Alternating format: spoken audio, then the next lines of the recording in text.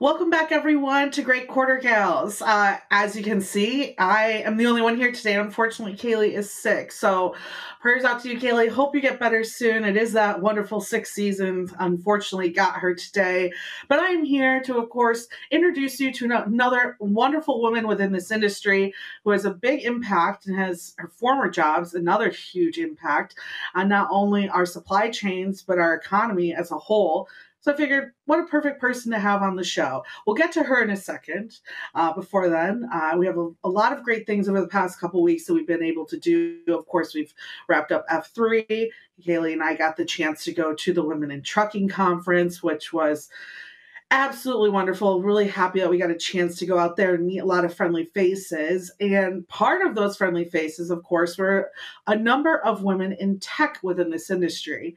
Now, unfortunately, because our episode was on the second or third day of the convention, you didn't get to see the last day, which announced the Women in Trucking Technology Innovation Award.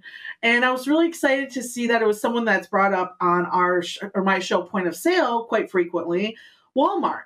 Now, we got a chance, of course, to interview some wonderful women from Walmart, a lot of truck drivers within Walmart, all who have said, honestly, we asked four or five of them at the same time, how long are you looking to drive for Walmart? All of them said at the same time, until we retire, which, I mean, in an industry where retention is our biggest issue, is probably the best thing we could ever hear.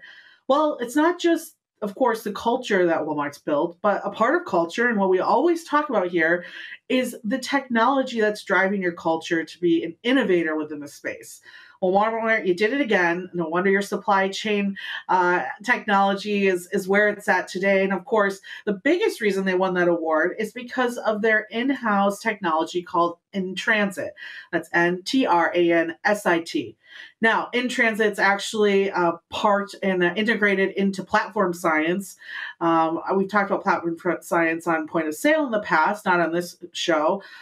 Shout out to female investors as part of platform science, Tracy Black, to name one.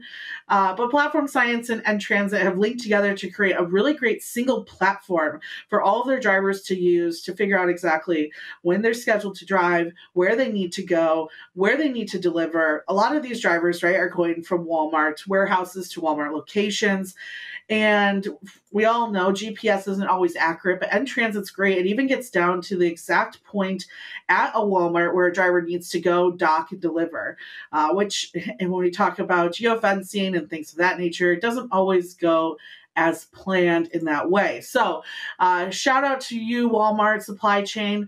You are on top of it, not only making a wonderful, wonderful culture for women drivers who want to be a part of an organization that's continuing to grow and continuing to scale and continuing to innovate. But of course, your technology is ahead of its time.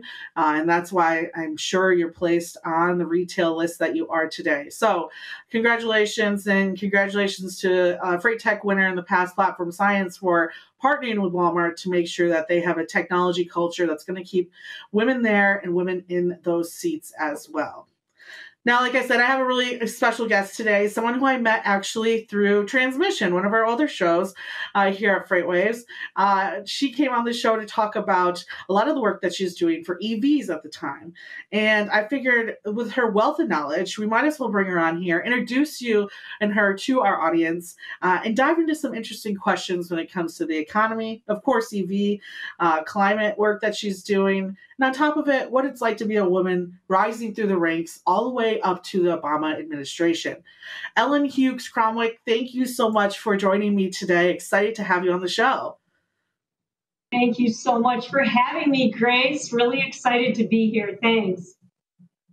Of course. And for everyone out there, you can jump on her LinkedIn. You can check out her resume. It is absolutely stacked. It's something I hope to maybe retire someday, even though you are continuing to fight the great cause still. She has worked in the past as the chief economist for Ford Company. And then from there, the chief economist at the U.S. Department of Commerce for the Obama administration. And now she's a senior resident fellow for climate energy programs at Third Way.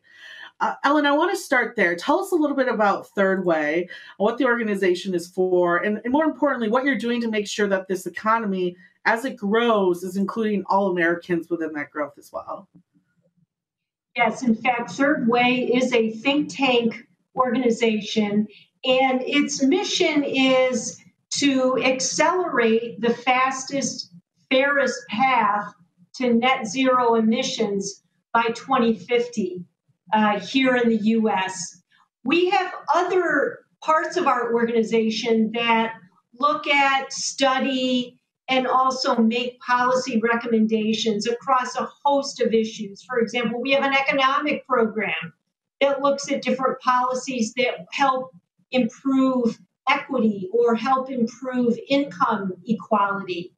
And in the climate and energy program, we have so many great team members that are working in terms of developing the evidence to support this effort to reduce CO2 emissions in our economy. How can we do that profitably for our companies here in the US?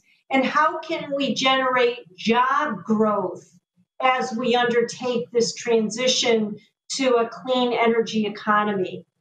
It's a lot of fun, and it is exciting to know what the areas are in the US where we're already competitive. We're already in the areas of hydrogen, of capturing CO2 emissions with direct air capture equipment.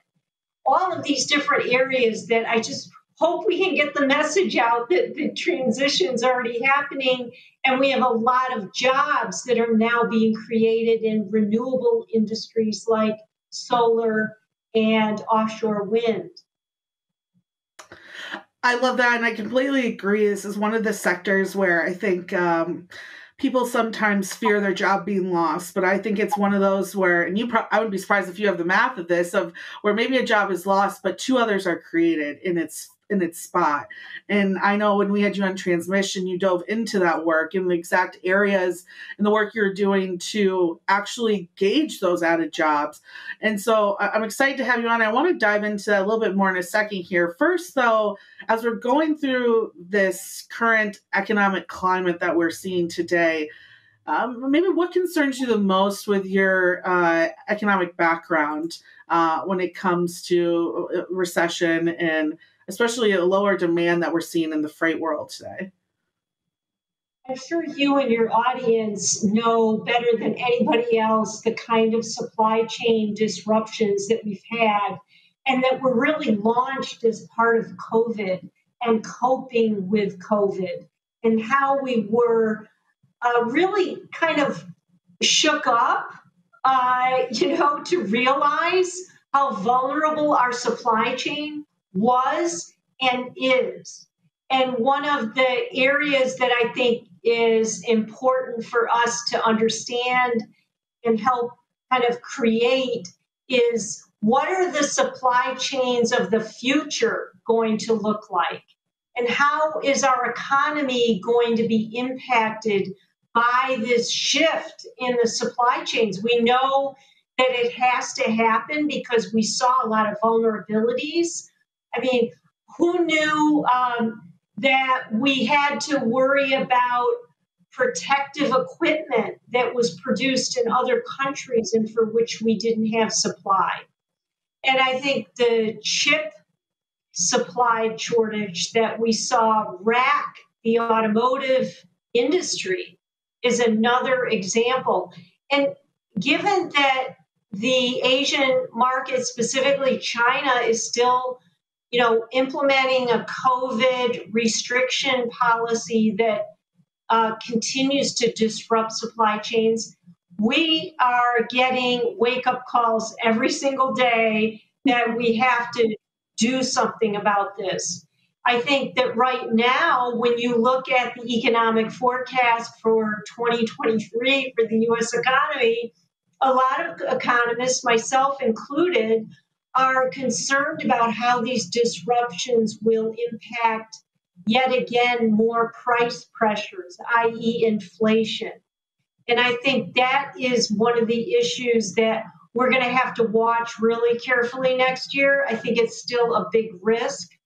While a lot of economists are calling for a recession next year, I don't see any leading indicators that are fanning recession right now, even though we've got a lot of people thinking it's going to happen one way or another. We'll get some indication this Friday when we get the job report for the month of November. And right now, the consensus forecast is that the economy created 200,000 more jobs in the month of November. That doesn't sound like a recession to me. Well, that's a follow-up question I do have for you is, do you believe that the Fed's, Powell in general, have made the right decisions for our economy today, and why or why not? Well, I do think the Federal Reserve, in their dual mandate of achieving maximum employment and price stability, has executed a policy designed to achieve that mandate. While it would be great to have ultra low interest rates forever, we know that in order to tame inflation, interest rates have to go up. I don't think there's any question that they've been attempting to pursue an appropriate policy to achieve those mandates. And while today inflation is still really high, I've been watching prices at the grocery store, and I'm sure your audience is probably doing that too, Grace. Definitely. I think I almost fell down when I saw the price of just a boneless breast of chicken at the store on Sunday. I kind of caught my breath and said, "Okay, that's where we are." But the Fed has to, execute on this policy. They know how to control inflation. That is not an issue. We know that the tools work. We know that they can be painful as people face higher mortgage rates or job pain and suffering. So we know that unfortunately is part of the process to get that inflation rate down. Yeah, it's funny you bring up the grocery store. Even yesterday, I'm one of those look at what you're paying per an ounce type of people. And when I saw the large box of cereal was maybe a 0.1 cent cheaper, I said, "Uh-oh, here we go. It's not going anywhere." And I love that answer. And to kind of back up a little bit too to something you brought up, I know your group's done a lot of work with Biden's Indo-Pacific economic framework in order to, of course, hopefully make our supply chain a little bit more resilient when it looks at suppliers out in Asia as well. Can you tell us a little bit more about the work that you're doing? And do you think that this over time is going to help those supply chains overcome a lot of the problems we saw? I mean, even down to the PPE. It's funny you brought that up. I almost completely forgot about the issues that we had with how much PPE we had at our own shore. Do you think that IPEF framework is going to help in the future if this were to happen again? Well, when I was at the Commerce Department, I worked a lot on the Trans-Pacific Partnership, the so-called TPP, and we worked vigorously with our Asian partners to establish a trade agreement that would have been so good for American industries. Just unfortunately could not get congressional bipartisan support for that effort. And now the IPEF, or this new Asian initiative in terms of trade, is, trying to open up these pathways to ensure that we can work with our Asian trading friends and partners to increase market access both ways, both flows, for them and for us. Now, I don't know where that is likely to land. I'm not, privy to all of the negotiations that are taking place, but I can tell you and your audience that such trade efforts are vitally important for clean energy technologies. It's vitally important for electric vehicles here in the U.S., and also electrified trucks as we innovate and expand our ability to produce low cost, low weight battery packs for electric trucks. And I think that it behooves us to open up these trade pathways.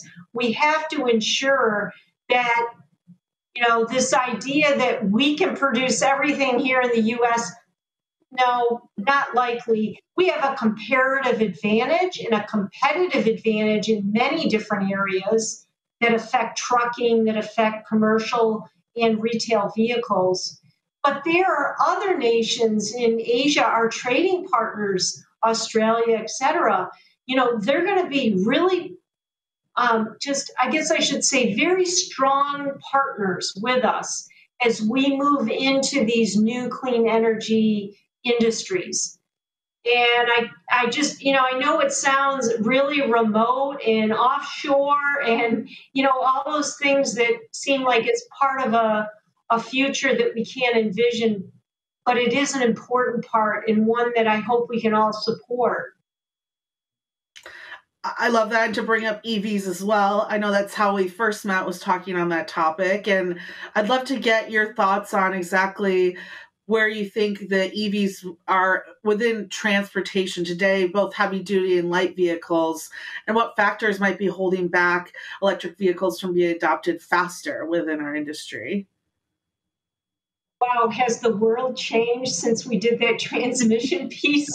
I can remember working at the University of Michigan Energy Institute in 2017 and 2018, and I started doing some work on battery economics because the university had 2 battery labs. And I had this aha moment at one point. I said, oh my gosh, this is really happening. It's happening fast. And I got really excited about electric vehicles. I had kind of parked that and wasn't working in that area, but I kind of got back in and got really excited because the economics were getting just more and more attractive. Now look where we are. We just published a memo that has a map. You can go in and click on the map and play around with the data in there. And the map shows all of the battery cell announcements since the Congress passed the infrastructure law, the bipartisan infrastructure law. And, before that, I had a spreadsheet, an Excel file, and I was checking, if we can even get to 300 gigawatts of battery capacity in the US, that would be great. Well, we're blowing past that. And the battery provisions that were in the infrastructure law and then in the Inflation Reduction Act is bringing the price of battery cells down to about $50 a kilowatt hour. And compare that to 2010, when they were $1,000 a kilowatt hour. And so that's why the industry has taken off. And overnight, we're producing, we're going to be producing these battery cells, and we're adding all of these jobs in the US economy. It's astounding what's happened just in the last 24 months. And it's the great work you're doing to make that visible.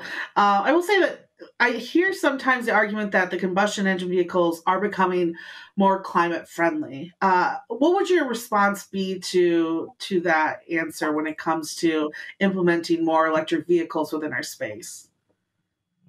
Yes, I totally agree. Internal combustion engine vehicles are getting more fuel efficient. It is amazing what engineers and scientists have done to that technology over the last 4 decades, really. They have really improved that machine substantially. At the same time, I would say to your audience, it's still not enough. We're now in a situation where an electric vehicle in the light vehicle market makes more economic sense for drivers for consumers and makes more clean energy sense for the environment. We have to pull out all the stops to achieve a reduction in CO2 emissions in the world economy, not just the US. Every little bit helps. And, I know a lot of people think, well, it's just so far beyond our time horizon, our landscape. It's in another world. No, and I guess I have to keep emphasizing this. I'm sorry, but the science is very clear that this is a near and present danger. It is not something that we can imagine. And I think for many of us, especially households that live near highways, that live in areas where they're exposed to even a little bit of emissions, the healthcare costs are sizable. And I can't believe all these studies coming out to say we're actually going to help billions of dollars of improvement in public health as we transition to clean energy. And what better way to do it than with the kind of technology that our U.S. companies are creating? I love that. And to wrap up this show, and first off, thank you for coming on. You're just full of wealth. We could have done probably another whole half hour, to be honest. This show is for women to feel and meet more people in the industry and know that, they can grow their careers. And one thing I find fascinating about your former background is you've been at different points.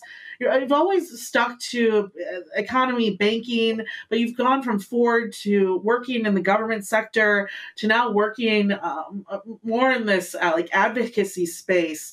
You're very good at pivoting your career. And I think a lot of women, that makes them nervous making those pivots. I myself went from working at a brokerage to doing this, right? It's crazy. What advice would you give women who are looking to pivot their career in the ways that you have? I think that they have to ensure that they have confidence to do that. How important is it to have the confidence to imagine the opportunities that you have before you? Never cut yourself short. Never think that you don't have the capabilities. I have to say that to all the people that I mentor and that I talk to on a regular basis. Hey, you have the potential. You have the ability to expand your career horizons and search for those and make those choices. It's perfectly fine if one of them doesn't quite work out. That's okay.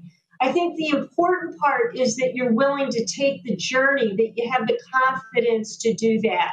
And so I do think confidence is an incredibly valuable ingredient to women's choice about what their future looks like. And really, to me, the sky is not even the limit. I think women have so much potential and so much to offer. And that's really how I felt as I went through that journey over the course of many years. And I hope that anybody out there who's thinking about taking a move, take the step.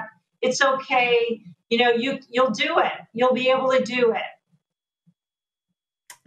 And you are a perfect example of being able to do that as well.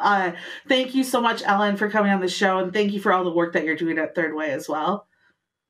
And to you, Grace, as well. I think this show is fantastic. Keep it up and congratulations. Well, thank you so much. And for our audience as well, of course, we'll have Kaylee back with us next week as she gets over her cold. Oh, Kaylee, feel better. I missed you. This has been great to have you on here, too. And for everyone, of course, make sure you go to the other great shows. Subscribe to wherever you're watching this today, whether it's through podcasts, YouTube, or if you're watching on Freightwaves TV. Make sure you keep doing that. Go check out my show tonight as well. We're on Sirius XM Radio, Freightwaves Drive Time, every single day, Monday through Friday from 5 to 7 p.m. on the Road Dog Trucking Channel 146. And if you miss it, you can listen to it at 11. Or if you have the app, you can listen to it on demand whenever you want as well. Other than that, thank you, everyone. I will see you next week with Kaylee. And thank you, Ellen. This has been a wonderful show. Have a good one. 1, 2, 3.